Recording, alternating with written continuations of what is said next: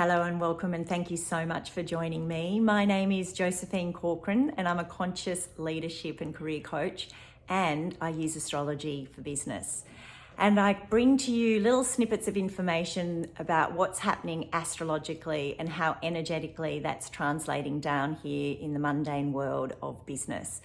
And this week I wanted to talk to you about the planet Venus, because she's very active in the sky this evening and she's about to go on a 4-month journey that's going to have all of us revising, reviewing and rethinking everything in and around relationships, money, values, self-worth. Yeah?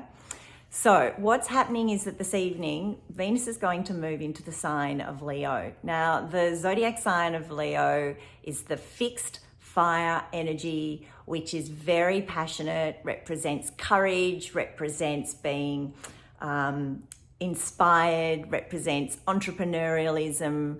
It also very much represents expressing yourself creatively and putting yourself out there in the world with all the courage and really wanting to make the world a brighter place. Yeah.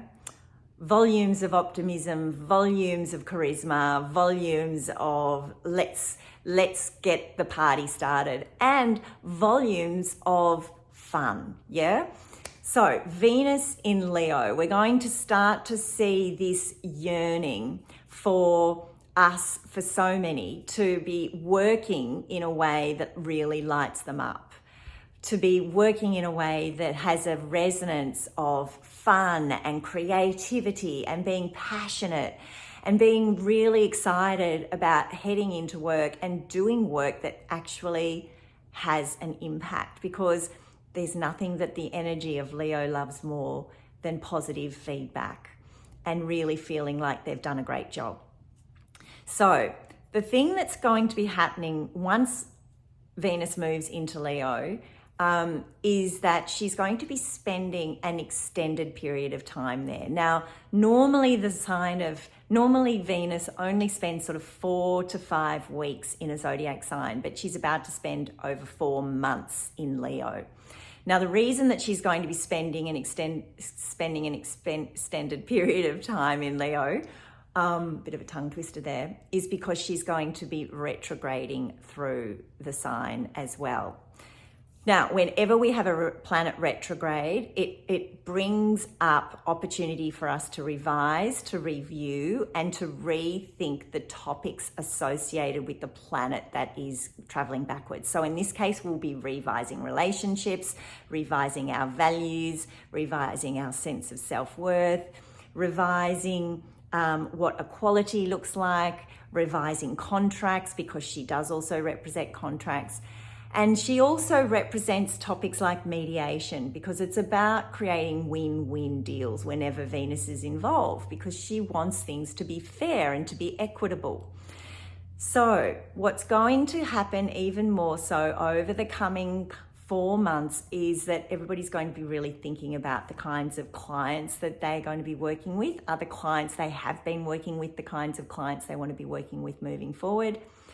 People are going to be considering whether their current organizational structure is right for them. Is it lighting them up? Are their colleagues people that they really enjoy working with? And then people are also going to be thinking about, because Leo does represent leadership, people will be looking at their own leadership style and then thinking about what it is that they're passionate about creating, because Leo is very much a creative force.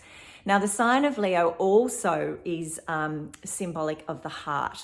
So we're talking about very heart-based topics all being up for review. So there can be a lot of tension in the air while this is happening. And there will be a lot of tension in the air, because as Venus is retrograding and then stationing and then moving direct, she's going to be making a number of challenging, intense aspects, particularly with the planet Uranus. Now, over the last couple of years, Uranus and Saturn have been having intense conversations. But this year, what's going to happen is that it's going to be Venus having an intense conversation with Uranus. Now, the energy of Uranus represents freedom, and also it represents equality for all. And it's about the group and about the collective. So what's also going to be happening is that internally within everybody, there'll be this intensification of actually feeling into the need to be authentic and to express what our heart desires, but feeling this kind of pressure and this tension. The yearning for freedom is going to be very, very strong. And so what this next 4 months is going to really represent is almost the tail end of the energy we've been experiencing over the last 2 years under the COVID energy, where we had Saturn and Uranus in tense aspect with one another. But from a business perspective, I really sense that the next 4 months there'll be a lot of intensity, there'll be a lot of disruption, because Uranus is very much about disruption. It's about unexpected shifts.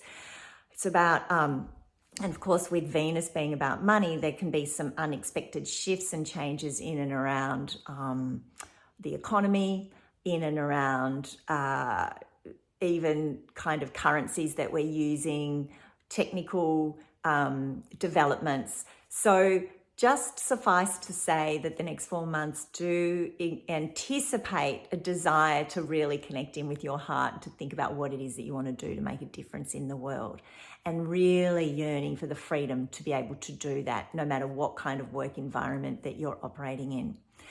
And then the final thing I just wanted to share is that Venus last retrograded in Leo back in 2015. So just think about what was going on for you from June till about October in 2015, because similar topics are going to be up for review for you that were happening back then.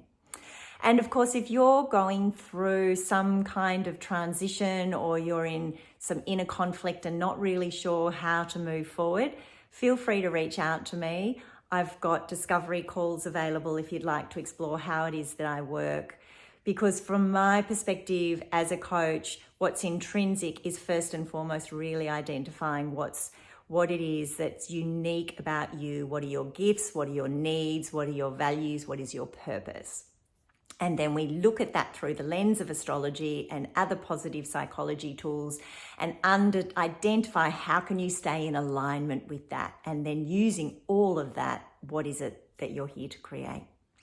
So sending you all so much love and inspiration for the week ahead, and really start thinking about what it is that lights your heart up, because it's going to be calling you. Okay, bye for now.